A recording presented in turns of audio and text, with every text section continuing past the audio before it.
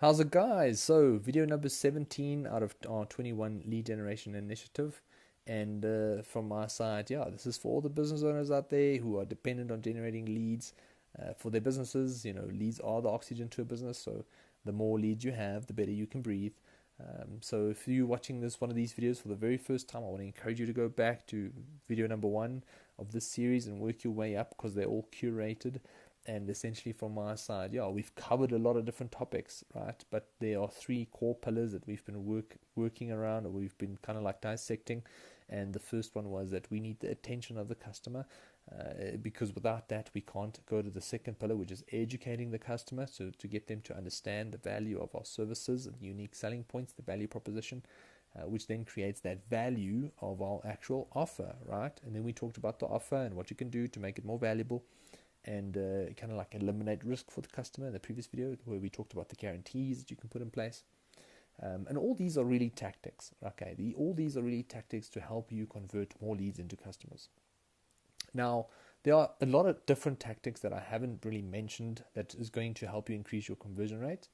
But before I talk about them, I want to say that there are two types of commitments that you can get from a customer, because everything we've talked about now is essentially building up to the point where you get the commitment from a customer to say, hey, yes, I want to do business with you, right? Now, there are two types of commitments from a customer that you can get. And the one is obviously crucial, that you want the one that says, yes, I am affirmatively keen to do this, where the customer is almost convinced themselves that this is the perfect solution for them, and they're keen to do business with you, and they know it's not going to be a silver bullet, but they want to do whatever they can in order to make this work, right? And that kind of commitment usually has a longer lifetime value. So if someone believes in your product or service, like for example marketing, they know it's not going to happen overnight. We've had clients for 2 years, and sometimes we will have massive wins, sometimes we'll have losses as well. But the clients understand who we are, and they are committed to working with us because they like us and they've had great results. So we'll continue to push through, and we'll continue to innovate, and we'll continue to deliver results in a macro cycle, right? So, and these kind of clients have a longer lifetime value. But then there's a second type of commitment, and this commitment usually comes from the tactics that you use in order to get the yes. So there are tactics that I didn't mention, which is like pressure tactics, urgency tactics, and scarcity tactics, right? So putting pressure on your client to say yes, giving them a limited time to say yes, pressuring them, creating urgency, like all these things helps you increase your conversion rate. So it's going to help you get the yes. But the type of yes that you're going to get is a different yes to the yes I've mentioned before, right? And it's almost like a pressured yes where someone goes, oh, I'm not 100% sure, but I'm going to say yes because I don't want to lose this deal. You're kind of like getting forced to say yes. It's almost like a cold call over the phone where someone doesn't want to leave you alone, and like you're too nice to say no. So you kind of like listen to it and say, okay, cool, I'll take an extra 100 Rand on my life insurance because I've been told that that's the best thing to do. So even though you're not necessarily convinced that it is. So that's the second type of yes, where there's obviously a form of, just uncertainty in that yes.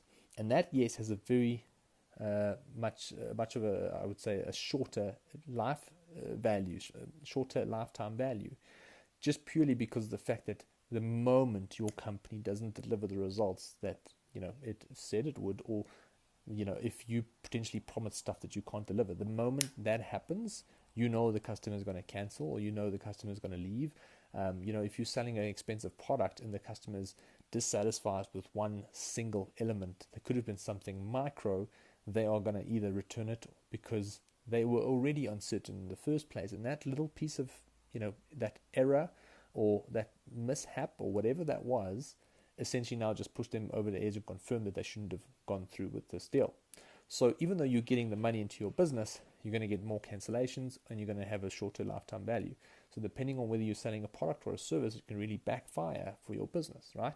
So I don't really want to focus too much on those tactics, even though a lot of marketers do, and it works well in terms of getting the yes. But I believe, and this is the main message of this video, that there are two types of yeses that you can get from the client. The yes, where you've been transparent with the client, you've educated them about how long it's going to take to get the results, when it comes to weight loss, when it comes to marketing. Like I've said before, we've had clients that's worked with us for years. They know that, essentially it's not a silver bullet. It doesn't happen overnight, and sometimes we make mistakes, but yet they continue working with us because we've been honest and transparent, and we've delivered good results in the past.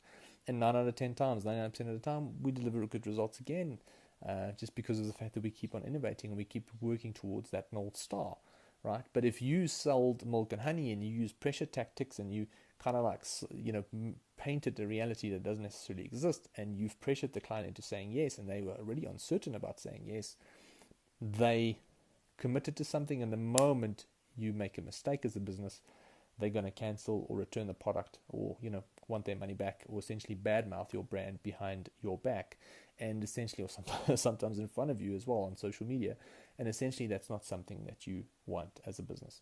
So from my side, I would say there are two types of commitments, and essentially you always want to make sure that you get the one that has got the longest lifetime value for the customer, and that's the one where the client is kind of like convinced themselves that this is the best move for them because of obviously how transparent and honest you were as a business. And those kind of relationships just last longer, they're a lot more fruitful, and also I think those kind of deals is what you should be building your business on. So two types of commitments. Hope that this message helped. Always focus on the one with the good intent, and I'm sure that's what's going to help you grow. From my side, that's all for this video. All the best, and chat soon.